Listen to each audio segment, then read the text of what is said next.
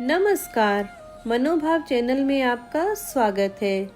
आज का प्रसंग एक ऐसे सेठ जी पर आधारित है जो भगवान कृष्ण का अनन्य भक्त था और निरंतर कृष्ण नाम का जाप करता था। वो रोज स्वादिष्ट भोजन बनाकर कृष्ण जी के मंदिर के लिए निकलता, पर रास्ते में ही उसे नींद आ जाती और उसके पकवान चोरी हो जाते।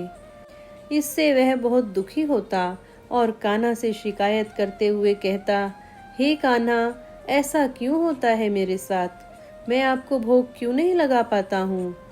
कान्हा कहते हैं, वत्स, दाने दाने पे लिखा है खाने वाले का नाम। वो मेरे भाग्य में नहीं है, इसलिए मुझ तक नहीं पहुँचता। इस पर सेठ थोड़ा गुस्से से कहता है, ऐसा नहीं है प्रभु, कल मैं आपको भोग लगाकर ही रहूंगा, आप देख लेना। और ऐसा कहकर सेठ चला जाता है। दूसरे दिन सेठ सुबह सुबह जल्दी नहा धोकर तैयार होता है और अपनी पत्नी से 4 डब्बे भरकर बढ़िया बढ़िया स्वादिष्ट पकवान बनवाता है और फिर उसे लेकर मंदिर के लिए निकल पड़ता है। चलते चलते वह रास्ते भर सोचता है कि आज जो भी हो जाए, सोऊंगा नहीं और कान्हा को भोग लगाकर रहूंगा। किंतु मंदिर के रास्ते में ही उसे एक भूखा बच्चा दिखाई देता है और वो सेठ के पास आकर हाथ फैलाते हुए कुछ देने की गुहार लगाता है। तो सेठ उसे ऊपर से नीचे तक देखता है। एक 5-6 साल का बच्चा, एकदम हड्डियों का ढांचा। उसकी दयनीय स्थिति देखकर सेठ को उस बालक पर तरस आ जाता है और वो एक लड्डू निकालकर उस बच्चे को दे देता है। जैसे ही वह उस बच्चे को लड्डू देता है तो वहाँ बहुत से बच्चों की भीड़ लग जाती है। न जाने कितने दिनों से भूखे बच्चे थे। सेठ जी को उन पर करुणा आ जाती है और वह उन सबको पकवान बांटने लगते हैं। अब देखते ही देखते वो सारा पकवान बांट देते हैं। फिर उसे याद आता है, अरे आज तो मैंने कान्हा को भोग लगाने का वादा किया था, पर मंदिर पहुंचने से पहले ही मैंने भोग खत्म कर दिया। अधूरा सा मन लेकर वह मंदिर पहुंचा और कान्हा की मूर्ति के सामने हाथ जोड़कर बैठ गया।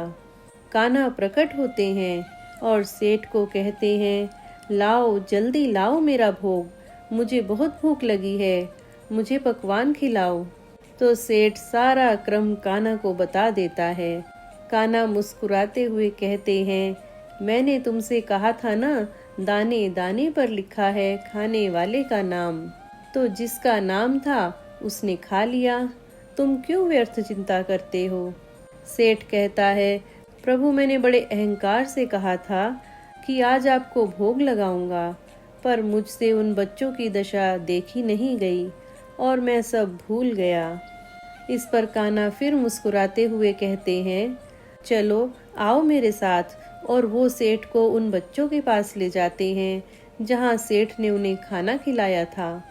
कान्हा सेठ से कहते हैं, जरा ध्यान से देखो, कुछ दिखाई दे रहा है?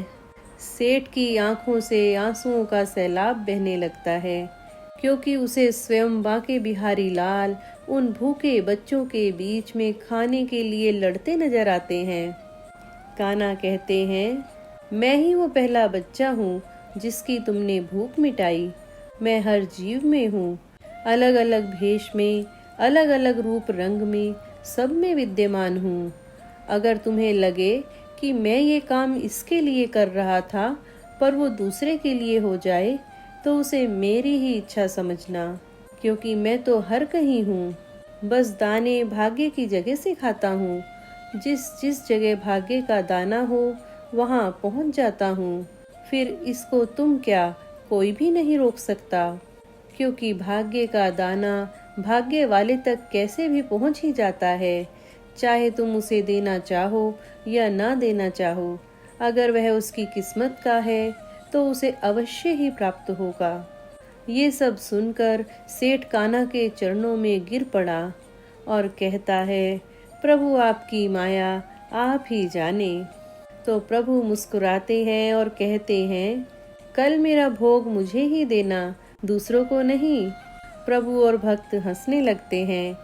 इसलिए जो भी होता है उसमें प्रभु की इच्छा जानकर उनका धन्यवाद करें और सामर्थ्य के अनुसार भगवान को भोग अवश्य लगाएं, जिससे भक्त और भगवान के बीच का संबंध दृढ़ होता है। तो प्रेम से कहिए, जय श्री कृष्ण।